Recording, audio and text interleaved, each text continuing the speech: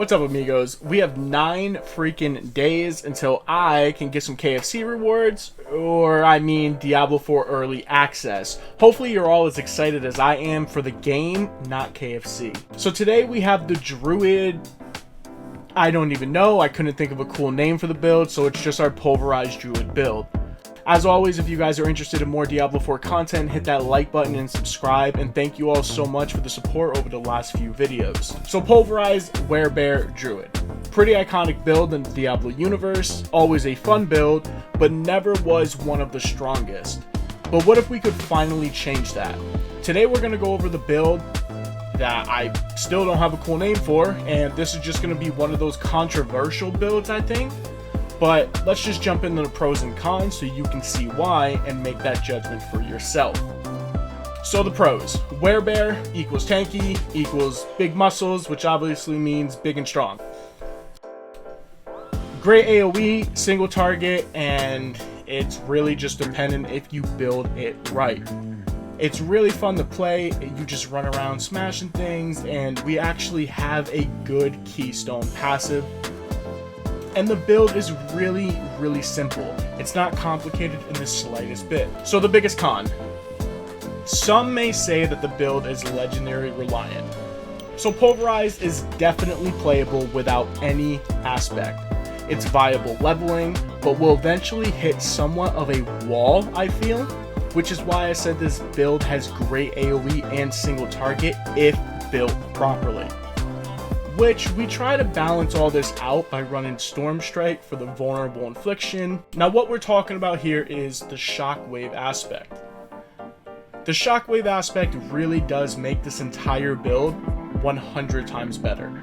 Pulverize will still hit everything in a radius around us, but with the aspect, you create a shockwave blast that shoots forward, dealing 90 to 130% extra damage.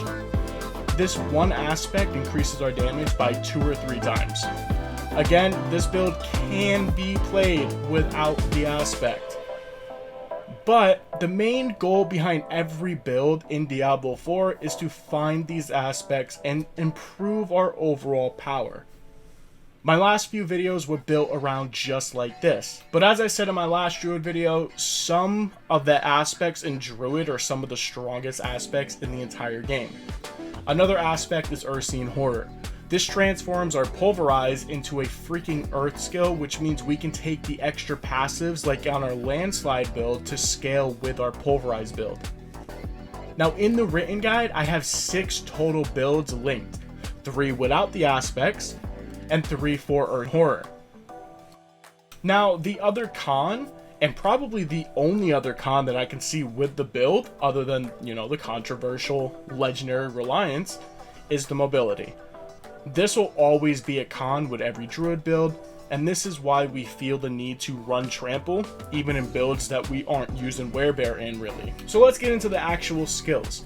I just felt like I had to tell you all about the aspect thing. I've tried my best to make the builds that are playable from the start of release and into endgame. I promise that this build was no different. So Storm Strike. By default, Storm Strike gives us a 25% damage reduction when we deal damage with it. Enhanced Storm Strike gives us a 15% chance to immobilize all enemies hit. And then the big one is Fierce Storm Strike, which gives us a whopping 50% chance to make enemies vulnerable for 3 seconds. Storm Strike can also chain up to 3 enemies, which makes this basic skill unmatched in my opinion. Now Pulverize. Pulverize is obviously the ability we built this entire thing around. We shapeshift into a WEREBEAR and slam the ground, dealing AoE damage. Enhanced Pulverize gives us the ability every 12 seconds if we remain healthy, which means if we are at 80% or more HP, to overpower our next Pulverize ability. Now Overpower deals damage equal to the sum of our current and fortified HP. Overpower damage is huge, and Overpower mixed with Fortify is probably the most broken combo in all of Diablo 4.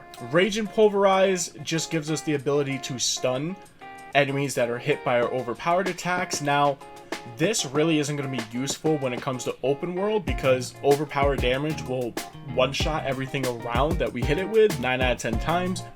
So this will be really useful more so on bosses and, like, you know, stronger elites. But even then, I would personally take Primal Pulverize to reduce those elites and minor bosses damage by 20%. Defensive number 1 is the Bulwark spell. For 3 seconds, we get a barrier that absorbs 49.5% of our base life and damage. Enhanced Bulwark just gives us unstoppable, which means we're immune to CC during that 3 seconds. The big thing here is the preserving Bulwark effect, where when we cast the Bulwark, it grants us 18% Fortify. Now again, Fortify, the more Fortify that we have over our base life combined with our overall life, that's the sum and what the overpowered damage is. So we also opt to take Debilitating Roar here. We shapeshift into a Werebear, dealing or reducing nearby enemies' damage dealt by 70%. This is just an oh shit button, really. The big thing here is that we get Enhanced Debilitating Roar, which also, when we use it, grants us Fortify for 22% of our base life. And an extra bonus is Preserving, which heals us for 4% each second of its duration. It lasts for 4 seconds, so we can get up to 20% HP back. As mentioned earlier, since one of our biggest downfalls of all Druid builds is mobility, we opt to use Trample. Now, Trample here is also pretty huge because not only is it just a mobility thing, it knocks back, so we can actually try to proc some CC effects on it and just scale. We can also get Natural Trample, which gives us another 20% base life as Fortify. Between Trample, Bulwark, and Roar, we have a way to stack up to 60% Fortify within a rotation of abilities. This is absolutely huge for the build, especially if you can learn how to line it up with your overpower that procs every 12 seconds. Our ultimate of choice is obviously going to be Grizzly Rage. We shapeshift into a Dire Werebear for 10 seconds, gaining 20% damage and 20% damage reduction. The damage bonus is increased by 3% each second. And we can extend the duration up to 20 seconds by killing enemies. What's cool about this is every second that we stay in Dire Werebear, we get 3% damage. So we also, every second, get an additional damage bonus. And something that people don't really talk about here is during Supreme Grizzly Rage, we gain 8% base life as Fortify per second. Again, we can manage 20 seconds in Dire Werebear, which means more Pulverize, which means more overpower damage. And something that I'm personally excited for is that we actually get to see a keystone passive that is actually good. Urscene Strength. We gain 20% additional max life while in Werebear, and for 3 seconds after leaving Werebear. The big thing here is while we are healthy, it does not state if you are in Werebear form, so this is a global thing. While we are healthy, we gain a 30% damage increase. Between Barrier and Fortify, and just the overall damage reduction in the build, this should be active almost all the time. So as I stated in my other Druid build, passives play a big role in Druids. We are so passive heavy, so we're just going to skim through these real fast. Heart of the Wild gives us max spirit. We take Wild Impulses, where core skills deal 15% more damage but cost 9% more spirit.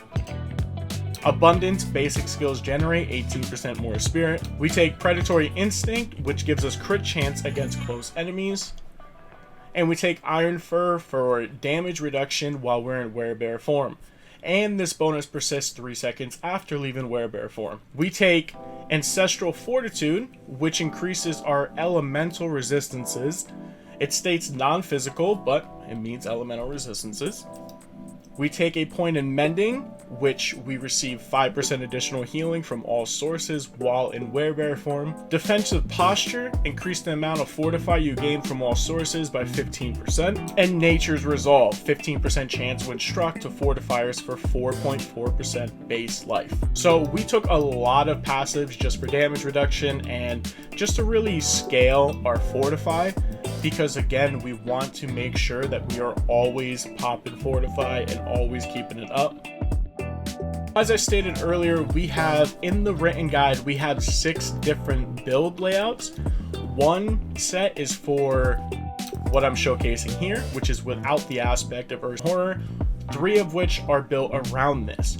Now, Urscene Horror turns our Pulverize into an Earth skill. After casting Pulverize, Tectonic Spikes continue to deal a percentage of damage over 2 seconds. So in this case, we would come over here into the Wrath section, and the 3 major nodes here would be Crushing Earth to deal more damage based on of all CC'd enemies. We would take crit strikes with Earth skills Fortify us for so-and-so. And the big one is while we have Fortify, you want to make sure that you stack 3 points into here. Again, I have these all in the written guide. This gives us a 12% damage increase while our Fortify is over 50% max life. And if you remember, Trample, Bulwark, and Roar give us a 60% just in that 1 skill rotation. So that's it for the build. Again, I think this is going to be a very viable build even without the aspects, but the aspects really do turn this build into one of the best. I would say it's up there with Landslide. I personally can't wait to test this out. I was a huge fan of this and the Landslide build in the beta. I played them a ton. So yeah, if you watched to the end here, I want to thank you all again for helping the channel and the amount of support over the last few videos. And until next time, amigos, take care.